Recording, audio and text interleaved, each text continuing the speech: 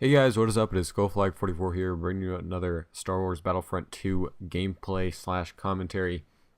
And speaking of the number 2 and games that start with B, I guess, Black Ops 2 is set to be released sometime in November, so that's coming up. Everyone's kind of speculating, thinking what's going to happen.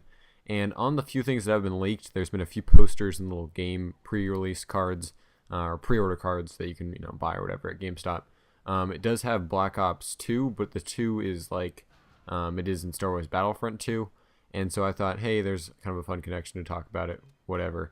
In this gameplay, this is a different gameplay than my previous one I posted on this. It's just the same map, but it's different, like, teams.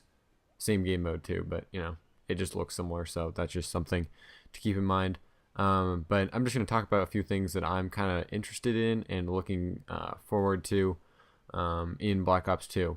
So one of the things that they've talked about is that for pro perks, you'll get to choose kind of a path you want to take your perk. And that sounds pretty interesting to me because I think that'll give maybe some sort of change of pace and make people prestige. I do hope that at some point they allow us to like earn both sides of the pro perk, I guess, because the way it's going to be is you're going to level up and you're going to get to choose one or the other when you want to level up. Like one thing, say you had Assassin, which hides you from radar. One thing would be like, this isn't actually going to happen, but, an automatic silencer would be like the elite level or super pro or whatever. And then the other one would be, dead silence or something like that. Now, I think that sounds pretty cool, but at some point, I think you need to be able to earn it so you could have both, so that you can grind that out. Maybe at like, 15 prestige.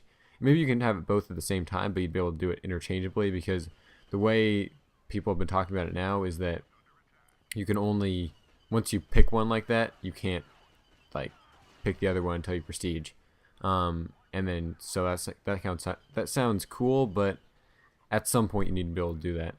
Other things, I'm looking forward to the guns, and I hope they kind of change up the guns a little bit and make all the guns easy, not really easy to use, but like different. And I don't know, I think I can do some cool things with the guns. I like what Modern Warfare 3 did with the proficiencies, but I think they can do something a little different there. So the proficiency thing was cool, but it wasn't completely like, it was pretty much just the next level modification under gun there. And I think they can, do something neat with that.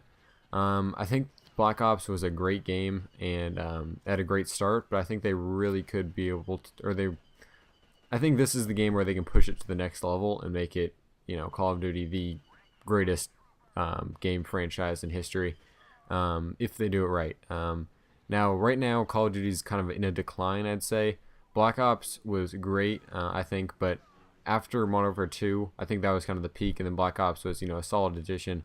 Modern Warfare 3, it got a lot of new fans. I don't know, a lot of people say like, oh, it was terrible, whatever, but it did get a ton of new fans, and a lot of people enjoy it. There, I just waste my Obi-Wan Kenobi, which is kind of a failure. But they need to make it so that the hardcore people like it, the new players like it, because they're still pulling in like great numbers as far as sales and stuff. And so if they make it a game, a legendary game like COD 4, with this, because we know they're going to pull in major numbers, I think if they can have a combination of those two, then this game could be amazing. I think it has the ability to. David Vonderhaar is talking to the community, and he listens to the community, but he doesn't listen to everything they say. Which is good, because a lot of people want to be like, oh, do this, do this, do this. Like, these guys are getting paid money to do something, and they know how to do it better than you do, most likely. Like, obviously, some people probably know how to do it better, but, I don't know. And David Vonderhaar, he's the one that's actually making the game. He's the main developer. And so, with no JD 2020 or Robert Bowling for Infinity Ward, I guess, you'll be talking pretty much directly to the person that can actually do something about it, not the person that can relay the message. So that'll be cool to see. And he's already, made some tweaks based on the community, and I think he can add some stuff off of that. Maybe hopefully we'll have land support, and so MLG will get back going again this upcoming year. And I think that would help grow the game, because if you can make it a competitive game as well as a pub game, I guess, you can really have a perfect combination, allow your game to last for longer than the allotted year. But I think Black Ops 2 is going to be a solid game. I think the big question is what's going to happen with Modern Warfare 4 or whatever the next Infinity Ward game is, because COD 4 was great.